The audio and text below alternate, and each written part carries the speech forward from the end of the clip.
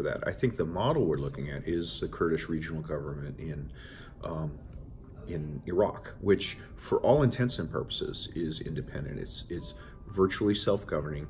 You don't see the Iraqi flag flying anywhere in the KRG. They have, they call their government officials ministers. They adopt the trappings of states. There are just certain things they don't get representation in international bodies. They have to split sales of legitimate oil revenues with the Iraqi state, things of that nature. But they're de facto as independent as they're going to be, as is supportable.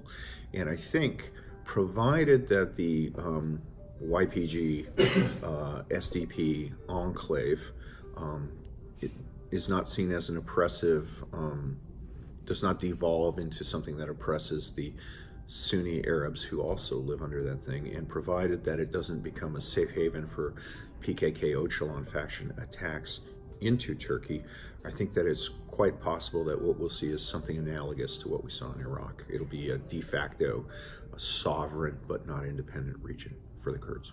We're interested in the same way we're interested in, say, Rwanda. There are horrible things going on, but we don't have really any vital security interests there.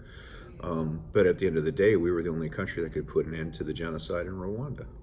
We were the only country. The UN failed. The United States had to go in and solve it. So we have an interest in that.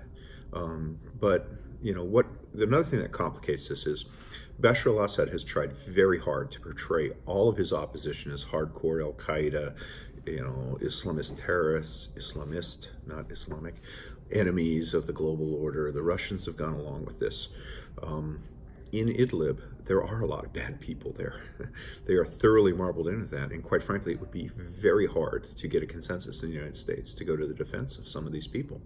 And the good people, the legitimate opposition against Bashar al-Assad that is not Islamist, it's very hard to differentiate and to explain how military action would benefit them but not benefit the bad guys. I know that the United States wants to see one government in control of Libya.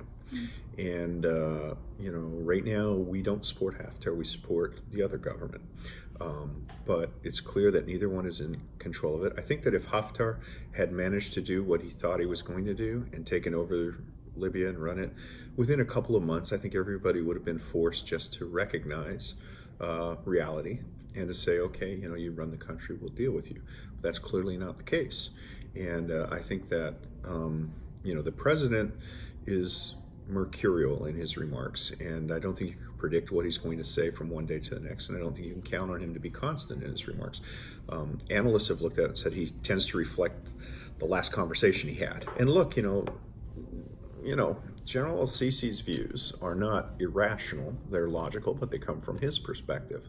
So these are logical cases that are being made, and in policy, you never have a choice. You never have to choose between a good choice and a bad choice. You have to choose between two choices, one of which is some good, some bad, and the other which is some good, some bad.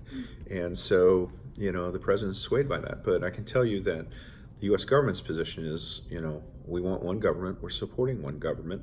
We don't like the idea of a guy taking over, supplanting the lawful government by power. I personally think that if he had succeeded, we'd eventually have to deal with him, but he didn't. So I don't think there'll be a sudden, because of the fact that he was trying to seize it by force and doesn't have quite the same mandate, I don't think you'll see the United States government flipping to support him in the short term.